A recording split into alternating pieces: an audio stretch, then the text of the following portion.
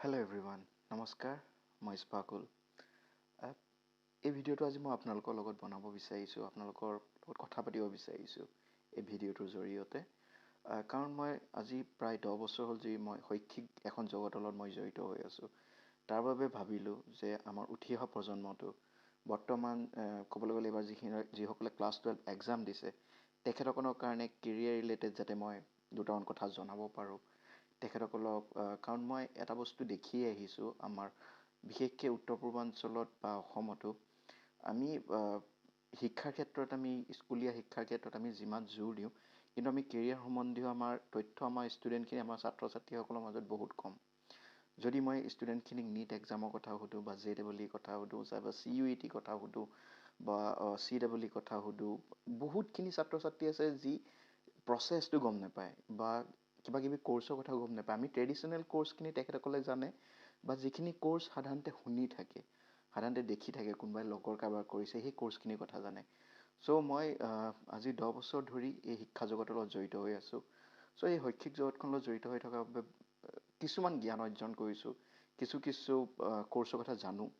চ' আজি ভাবিছোঁ আজি মই আপোনালোকৰ মাজত কিছুমান তথ্য দিওঁ কিছুমান কোৰ্চৰ কথা কৈ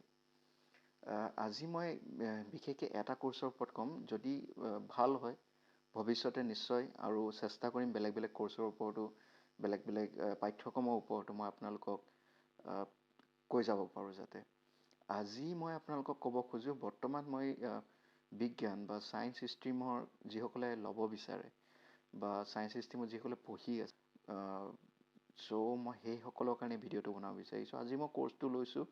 B.Pharm আৰু D.Pharm diploma in pharmacy and bachelor in pharmacy so' কাৰণ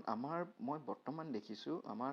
মই এই শৈক্ষিক জগতৰ জড়িত হৈ আছোঁ কাৰণে যে বহুতখিনি ছাত্ৰ ছাত্ৰীয়ে D.Pharm আৰু B.Pharm কৰাত বেছি প্ৰিফাৰ কৰে মই যেতিয়া তেখেতসকলে এডমিশ্যনৰ কাৰণে যায় মই তেখেতসকলক সুধোঁ তোমালোকে কিয় কৰিব বিচাৰিছা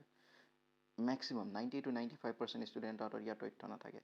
হয় কাৰোবাক দেখিছে বা ভাবে যে এখন লাইচেঞ্চ পাম লাইচেঞ্চ পালে এখন ফাৰ্মাচী খুলিব পাৰিম বা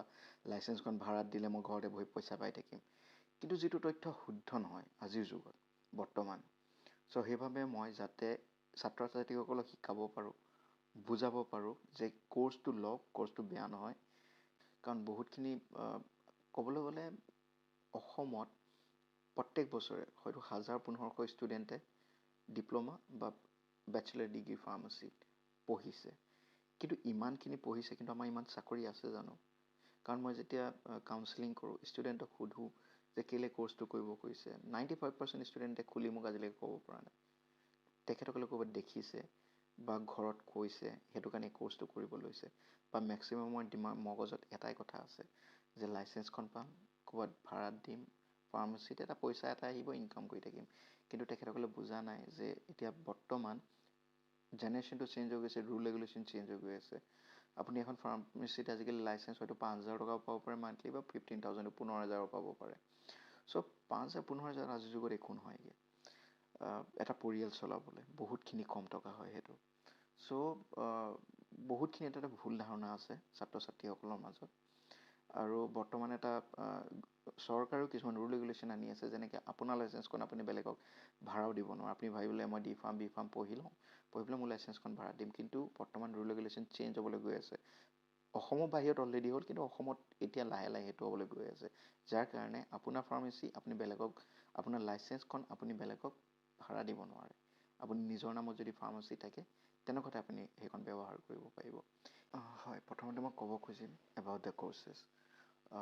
D.Pharm diploma in pharmacy B.Pharm bachelors in pharmacy যিসকল ছাত্ৰ ছাত্ৰীয়ে আপোনাৰ ফাৰ্মাচিউটিকেল ইণ্ডাষ্ট্ৰীত জইন কৰিব খোজে তেখেতসকলে B.Pharm আৰু D.Pharm কোৰ্চটো কৰিব পাৰে মই যদি এতিয়া দুইটা মাজত ডিফাৰেঞ্চ ক'ব খোজোঁ এটা হ'ল ডিপ্ল'মা লেভেলৰ কোৰ্চ আৰু এটা হ'ল গ্ৰেজুৱেশ্যন লেভেলৰ কোৰ্চ সাধাৰণতে ডিপ্ল'মা লেভেলৰ কোৰ্চ তেখেতসকলে কৰে যিসকলে আপোনাৰ নিজৰ এটা ইণ্ডাষ্ট্ৰী এজ এ এণ্টাৰপ্ৰিনাৰ এখন ফাৰ্মাচী খুলিব খোজে বা MR বা মেডিকেল ৰিপ্ৰেজেণ্টেটিভ তাত আপোনালোকৰ এজ এ জব প্ৰস্পেক্ট হিচাপে কৰিব বিচাৰে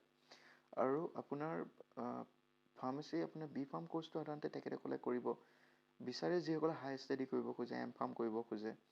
ৰিচাৰ্চ পাৰ্টত যাব খোজে তেখেতসকলে এইটো কোৰ্চ কৰে আৰু ডিউৰেশ্যনৰ ক্ষেত্ৰতো আপোনাৰ ডিপ্ল'মা ইন ফাৰ্মাচী হ'ল আপোনাৰ 2 বছৰ য'ত আপোনাৰ ইয়েৰলি হয় first year and second year তাৰপৰা হৈ গ'ল B.Pharm হ'ল আপোনাৰ 4 বছৰীয়া, য'ত আপোনাৰ 8টা ছেমিষ্টাৰ থাকে।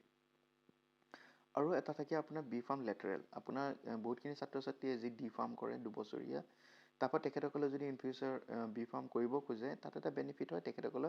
ডাইৰেক্ট 3rd ছেমিষ্টাৰত জইন কৰিব পাৰে B.Pharm লেটাৰেল হিচাপে। চ' তেখেতসকলৰ কাৰণে এটা বছৰ কমি যায়, 3 বছৰত কমপ্লিট কৰিব পাৰে, যিখিনি ডিপ্ল'মা হোল্ডাৰ্ছ হয়। আৰু দুইটা কোৰ্চতে আপোনাৰ যদি এলিজিবিলিটি ক্ৰাইটেৰিয়া হ'ল আপোনাৰ PCB আৰু কিছু ইনষ্টিটিউটৰ ক্ষেত্ৰত PCM, ফিজিক্স কেমেষ্ট্ৰি বায়'লজি আৰু ফিজিক্স কেমেষ্ট্ৰি মেথছ লাগিব। ডিপ্ল'মা ক্ষেত্ৰত আপোনাৰ 40% মিনিমাম আৰু দৰকাৰ হয়, মিনিমাম ইনষ্টিটিউট ৱাইজ বেলেগ হয়। আৰু আপোনাৰ বেচেলাৰ ইন ফাৰ্মাচীত আপোনাৰ মিনিমাম ক্ৰাইটেৰিয়া 45 to 50% তেনেকুৱা থাকে। কিন্তু আপুনি য'তেই কৰক D.Pharm B.Pharm, এটা বস্তু মন কৰিব যে তাত PCA এপ্ৰুভেল আছে নে নাই, ফাৰ্মাচী কাউন্সিল অফ ইণ্ডিয়া। কাৰণ অসমত এতিয়া আপুনি বহুতখিনি ইনষ্টিটিউট হৈছে B.Pharm D.Pharm প্ৰভাইড কৰা। কিন্তু আপুনি প্ৰথমতে এটা বস্তু সদায় চেক কৰিব যে তেখেতসকলৰ pharmacy council of India approval ৰিকগনাইজেশ্যনটো আছে নে নাই, নহ'লে ভৱিষ্যতে আপোনাৰ চাকৰিৰ ক্ষেত্ৰত বা হায়াৰ ষ্টাডিৰ ক্ষেত্ৰত বিপদত পৰিব পাৰে। নেক্সট হৈ গ'ল আপোনাৰ জব প্ৰস্পেক্ট। ডিপ্ল'মা লেভেলৰ কোৰ্চটো মই যেনেকৈ কৈছোঁ, যিসকলে এণ্টাৰপ্ৰিনাৰ হিচাপে নিজৰ এখন ফাৰ্মাচী খুলিব খোজে তেখেতসকলে কৰে। আৰু ফাৰ্মাচিউটিকেল B.Pharm কোৰ্চটো কৰি পেলাই বহুতখিনি ছাত্ৰ ছাত্ৰীয়ে B.Pharm কোৰ্চটো কৰি পেলাই আপুনি এজ এ ড্ৰাগছ ইনস্পেক্টৰ হ'ব পাৰে, হেল্থ ইনস্পেক্টৰৰ কাৰণে যাব পাৰে, পেথলজিকেল লেব চাইণ্টিষ্টৰ কাৰণে যাব পাৰে, ফৰ্মুলেশ্যন ডেভেলপমেণ্ট এছ'চিয়েটছৰ কাৰণে যাব পাৰে, ক্লিনিকেল এণ্ড ড্ৰাগ টেকনিচিয়ানৰ কাৰণে যাব পাৰে। তেনেকুৱা ধৰণৰ বহুতখিনি কোৰ্চ আছে যি আপুনি B.Pharm কৰি পেলাই আপুনি সেই চাকৰিখিনি ল'ব পাৰে। আৰু সাধাৰণতে B.Pharm কৰি বহুতখিনি ষ্টুডেণ্ট হায়াৰ ষ্টাডিৰ কাৰণে যায়, কাৰণ ৰিচাৰ্চ পাৰ্টত জইন কৰিবলৈ কাৰণে। আফটাৰ ক'ভিড ফাৰ্মাচিউটিকেল ইণ্ডাষ্ট্ৰিটো বহুত বেছি গ্ৰ' কৰিছে, কাৰণ আমি ক'ভিডৰ টাইমত আমি দেখিছোঁ যে এজন ফাৰ্মাচী বা ফাৰ্মাচিষ্টৰ কিমান বেছি ইম্পৰ্টেণ্ট হয় আমাৰ কাৰণে। চ' সেইটো তাৰপিছৰ পৰা ফাৰ্মাচিউটিকেল ইণ্ডাষ্ট্ৰিত বহুত বেছি গ্ৰ' হৈছে আফটাৰ ক'ভিড এই ইণ্ডাষ্ট্ৰিটোত। চ' মই জব প্ৰস্পেক্টখিনি ক'লোঁ। এতিয়া মই ক'ব বিচাৰিম আপোনাৰ আফটাৰ B.Pharm আপুনি যদি M.Pharm কৰিব খুজিছে, বা এটা ষ্টুডেণ্টে B.Pharm কৰিছে, B.Pharm পঢ়ি থকাৰ পিছত সি যাতে প্ৰিপেয়াৰ হৈ থাকে কেনেকৈ M.Pharm কৰিব পাৰি, ক'ত এণ্ট্ৰেঞ্চ দিব পাৰি, কেনেকুৱা ধৰণৰ এণ্ট্ৰেঞ্চ আছে। B.Pharmৰ পিছত আপোনালোকে যেতিয়া হায়াৰ ষ্টাডিৰ কাৰণে যাব খোজে, তেতিয়া আপুনি আছে। এটা হৈ গ'ল আপোনাৰ GPAT, ছেকেণ্ডটো হৈ গ'ল আপোনাৰ নাইপাৰ JEE। যিসকল ষ্টুডেণ্টে M.Pharm কৰিব খোজে, গভট এপ্ৰুভ AICTE এপ্ৰুভড আপোনাৰ কলেজ বা ইনষ্টিটিউটত যদি M.Pharm কৰিব খোজে, তেনে তেখেতসকলে আপোনাৰ GPAT এক্সামটো এণ্ট্ৰেঞ্চটো দিব লগা হয়। আৰু নাইপাৰ হৈ গ'ল আপোনাৰ ইণ্ডিয়াত আপোনাৰ 5-6খনমান নাইপাৰ ইনষ্টিটিউট আছে। গোৱালিয়ৰত আছে, আহমেদাবাদত আছে, গুৱাহাটীত আছে, কলকাতাত আছে, হায়দৰাবাদত আছে। চ' এইবিলাক জেগাত আপোনাৰ কিছুমান নাইপাৰ JEE ইনষ্টিটিউট আছে। নাইপাৰ হৈ গ'ল আপুনি ধৰক ইঞ্জিনিয়াৰিঙত যেনেকৈ আপোনাৰ IITছখিনি হয়, তেনেকৈ ফাৰ্মাচিউটিকেল ইণ্ডাষ্ট্ৰিত আপোনাৰ ফাৰ্মাচিউটিকেল হায়াৰ ষ্টাডিত আপোনাৰ নাইপাৰ ইনষ্টিটিউটকেইটা হয়। চ' আপুনি যদি তাত পঢ়িবলৈ খোজে, আপুনি প্ৰথমতে GPAT আপুনি কোৱালিফাইড হ'ব লাগিব। GPAT কোৱালিফাইড ষ্টুডেণ্টে আপোনাৰ নাইপাৰত JEE আপুনি এণ্ট্ৰেঞ্চটো দিব পাৰিব। আৰু যদি আপুনি সেইটো এণ্ট্ৰেঞ্চটো দিয়ে, আপুনি এই ইনষ্টিটিউটকেইটাত আপুনি MBA in pharmaceutical management, M.Tech in pharmaceutical technology, M.Pharm, আপুনি MSc ইন ফাৰ্মাচী, তাৰপৰা আপোনাৰ আৰু এটা থাকে আপোনাৰ মাষ্টাৰ অফ চাৰ্জাৰী। আপুনি এই কোৰ্চকেইটা আপুনি পঢ়িব পাৰিব, হায়াৰ ষ্টাডি কৰিব পাৰিব এই ইনষ্টিটিউটকেইটাত। চ' ট্ৰাই কৰিব যাতে যেতিয়া আপুনি B.Pharm কমপ্লিট কৰে, তেতিয়া আপুনি যাতে নিজকে এই এণ্ট্ৰেঞ্চখিনিৰ কাৰণে প্ৰিপেয়াৰ কৰি ৰাখে। ভিডিঅ'টোৰ শেষত মই এটা কথাই ক'ব খুজিম, আমি জ্ঞান অৰ্জন কৰি আছোঁ ভৱিষ্যতৰ কাৰণে। আমাৰ জীৱনৰ এটা 3টা লক্ষ্য থাকে তাৰ বাবে। হয়, আমি জ্ঞান অৰ্জন কৰিছোঁ এটা চাকৰি পাবলৈ, নহয় এজন প্ৰতিষ্ঠিত ব্যৱসায়ী, এজন এণ্টাৰপ্ৰিনাৰ হ'বলৈ, বা আমি হায়াৰ ষ্টাডি বা ৰিচাৰ্চ পাৰ্টত যাবলৈ কাৰণে। মই এইখিনি কথা এটা কাৰণে ক'ব খুজিছোঁ যাতে আপোনালোকৰ নিজৰ এটা লক্ষ্য, আপোনালোকে এটা গ'ল প্ৰতিষ্ঠিত কৰি লয়, যাতে B.Pharm কৰি থকা টাইমতে আপোনালোকে বুজি লয়, বা D.Pharm কৰি থকা টাইমতে যে আপোনালোকৰ নেক্সট ষ্টেপটো কি হ'ব লাগে, কি কৰিব লাগে। আপুনি জবৰ কাৰণে যাব খুজিছে, তেনেহ'লে জবৰ ৰিলেটেড এইখিনি কুৱেৰি মাইণ্ডত ৰাখিব। আপুনি হায়াৰ ষ্টাডিৰ কাৰণে যাব খুজিছে, তেনেহ'লে আপুনি যদি আপুনি হায়াৰ ষ্টাডিৰ কাৰণে যাব খুজিছে, তেনেহ'লে আপুনি ৰিচাৰ্চ যিখিনি এণ্ট্ৰেঞ্চ সেইখিনি যাতে প্ৰিপেয়াৰ কৰি থাকে, বা এজ এ এণ্টাৰপ্ৰিনাৰ তেনেহ'লে আপুনি লাইচেঞ্চখন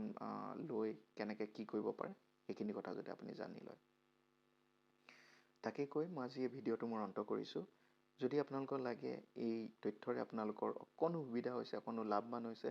ক'ব। মই ভৱিষ্যতে চেষ্টা কৰিম যাতে মই বেলেগ কোৰ্চৰ ওপৰতো আপোনালোকক 2-এটা তথ্য আপোনালোকক মই দিব পাৰোঁ। তাকে কৈ ধন্যবাদ, নমস্কাৰ।